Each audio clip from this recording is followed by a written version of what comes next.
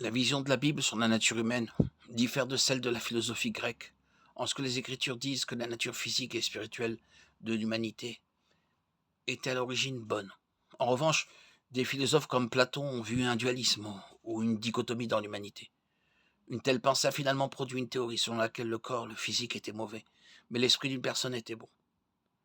Cet enseignement a influencé des groupes tels que les gnostiques, qui croyaient que le monde physique avait été créé par erreur par un demi-dieu appelé le démiurge. Les gnostiques s'opposaient à la doctrine de l'incarnation du Christ parce qu'ils croyaient que Dieu ne prendrait jamais une forme physique puisque le corps était mauvais. L'apôtre Jean a rencontré une forme de cet enseignement à son époque et a mis en garde contre cela.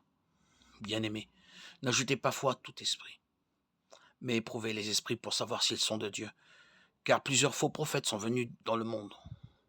Voici à quoi vous reconnaîtrez l'Esprit de Dieu. Tout esprit qui confesse que Jésus-Christ est venu en chair est de Dieu, mais tout esprit qui ne confesse pas Jésus n'est pas de Dieu. 1 Jean 4, 1, 3. De plus, les gnostiques enseignaient que ce qu'une personne faisait dans son corps n'avait pas d'importance puisque l'esprit était tout ce qui comptait. Ce dualisme platonicien avait le même effet au 1er siècle qu'aujourd'hui. Il conduit soit à l'ascétisme, soit à la débauche, que la Bible condamne tous deux. Colossiens 2, 23, Jude 4. Contrairement à la pensée grecque, la Bible dit que la nature de l'humanité, à la fois physique et spirituelle, était bonne, mais que toutes deux étaient affectées par le péché. Le résultat final du péché est une nature souvent appelée chair. Dans les Écritures, quelque chose qui s'oppose à Dieu et recherche une satisfaction pécheresse. La chair est une loi intrinsèque de l'échec qui rend impossible à l'homme naturel de plaire à Dieu ou de le servir. C'est une force intérieure compulsive héritée de la chute de l'homme, qui s'exprime par une rébellion générale et spécifique contre Dieu et sa justice. La chair ne peut jamais être réformée ou améliorée.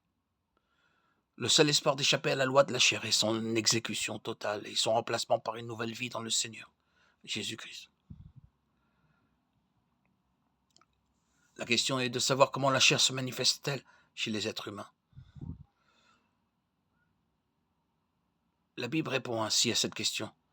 Or, les œuvres de la chair sont manifestes, ce sont l'impudicité, l'impureté, la dissolution, l'idolâtrie, la magie, les inimitiés, les querelles, les jalousies, les animosités, les disputes, les divisions, les sectes, l'envie, l'ivrognerie, les excès de table, les choses semblables.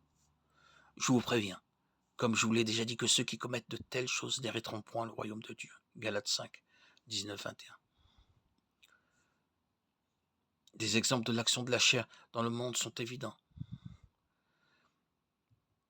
tels que la pornographie, les réseaux sociaux, où toutes les 39 minutes, une nouvelle vidéo pornographique est créée. Les statistiques soulignent la déclaration du prophète Jérémie qui déplorait que le cœur est tortueux par-dessus tout. Il est malade. Qui peut le comprendre? Jérémie 17, 9. La Bible dit que vivre dans la chair produit un certain nombre de conséquences malheureuses.